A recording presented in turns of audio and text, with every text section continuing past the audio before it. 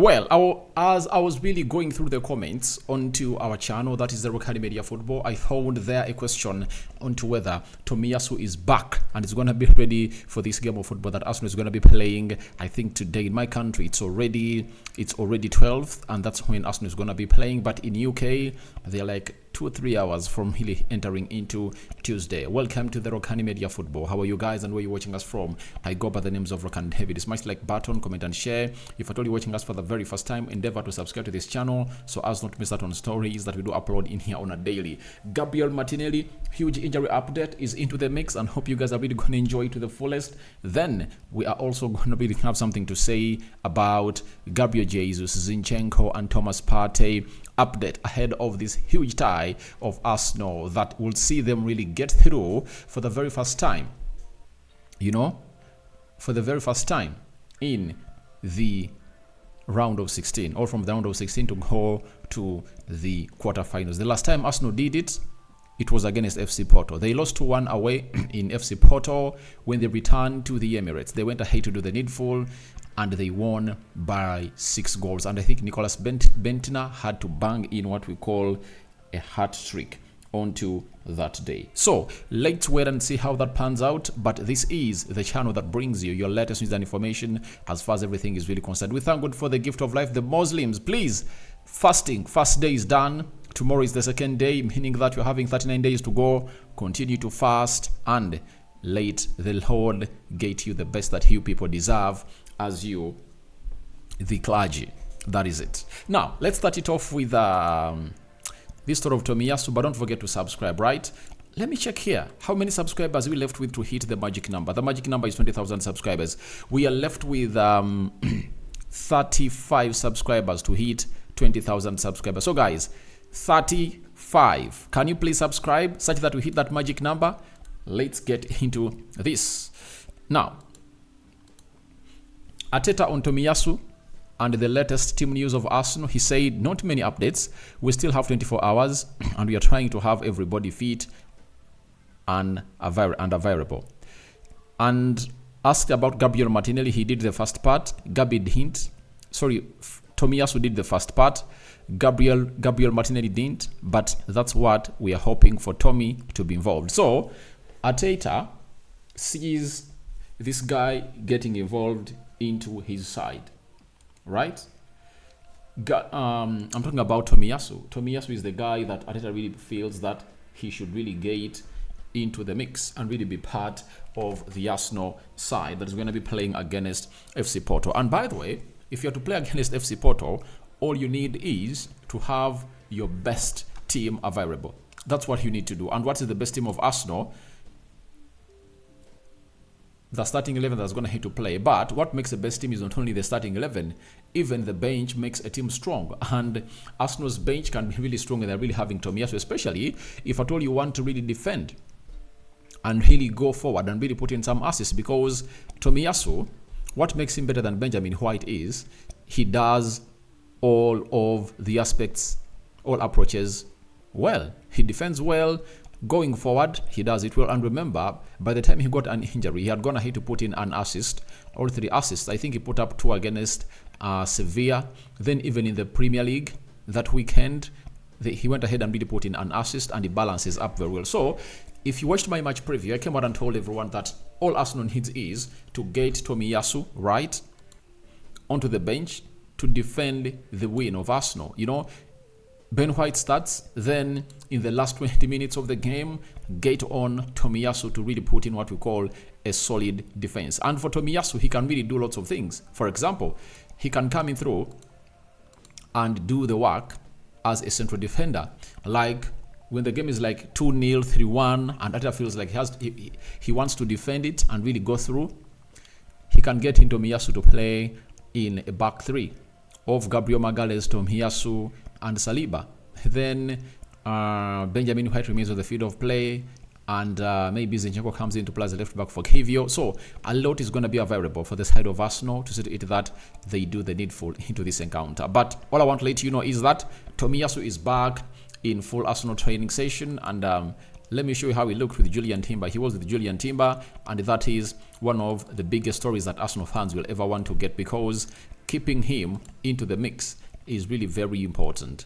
And Tomiyasu, Julian Timba, that's how they looked in the training session of Arsenal. And I'm going to come up and really give you another big story of these two on how they really went ahead to enjoy themselves into that training ground moment. So that is Tomiyasu for you. He comes in to strengthen the side of Arsenal. And these are some of the reasons as to why I've gone ahead to concur with some of the people about Arsenal winning the trophy. You know, at a point X, you would love to see to it that a team like Arsenal gets all its players back. If they are going to be real title contenders, they're supposed to really have their team back. That is it. Because when you're having Tomiyasu back, that means you are really increasing onto your solidity, solidity into your central defense. That is it. So that is what Arsenal is all about. And last week they will come Thomas Partey, Julian Timba is back, Gabriel Jesus is back, Fabio Vieira is back. That is the happiness of every manager. And Arteta asked on whether he doesn't really have the headache for that. He said that's the headache he wants game in, game out. That's what he said. He wants that headache game in, game out. And by the way, one of the aspects we've got to forget is Tomiyasu can also play as a left back. So he comes back in all aspects, but it's really going to be a very, very, very, very, very, very tough time for Mikel Attah, because Jakub Kiwior has gone ahead obviously play on very well, but after he went ahead to play on very well and put in that shift, he is really under pressure. What has gone ahead to bring that pressure?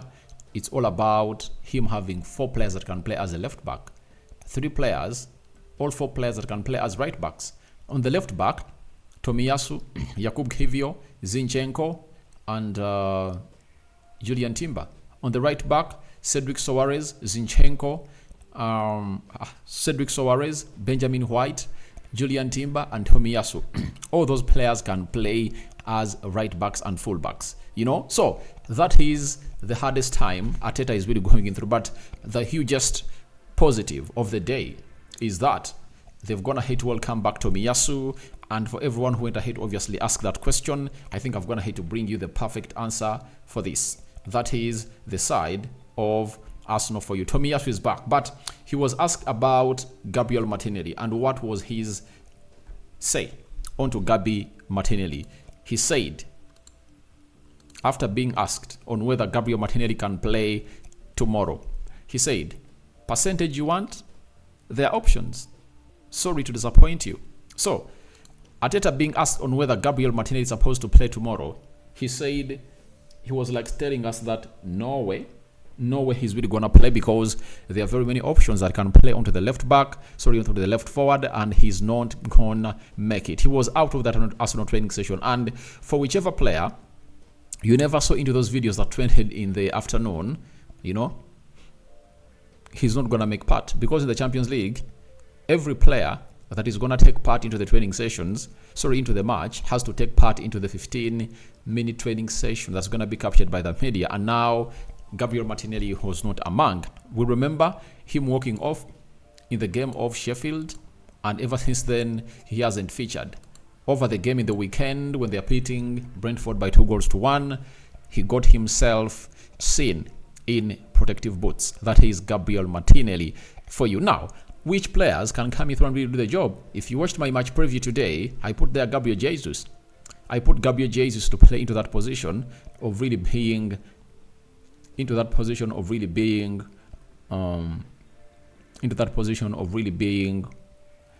a left forward. So options, Gabriel Jesus is there. They're having Trossard. There is Reece Nelson. There is Emily Smith-Rowe can also do that job.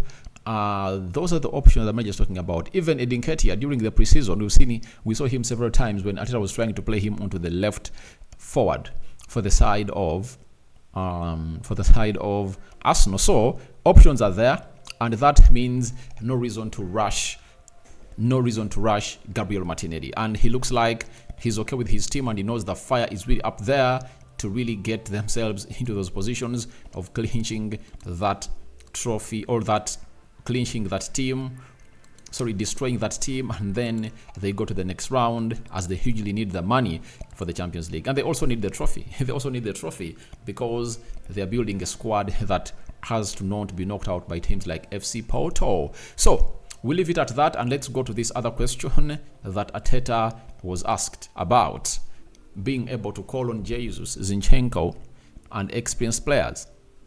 He said, well, unfortunately, we haven't had them for a long period this season. The same for the likes of Thomas Partey as well. But we have others as well that will learn from experiences of playing together games, and boys will be ready tomorrow. So, calling in the experience is going to be a very huge decision for Attah to make. Why? Everyone will be asking himself, was it necessary for Mikel Attah to drop Kivio for Zinchenko? Was it necessary for Mikel Attah to drop Jorginho to see to it that Kai Havertz goes back into the number 8 position to play in the midfield 3 that has Kai Havertz, Odegaard, and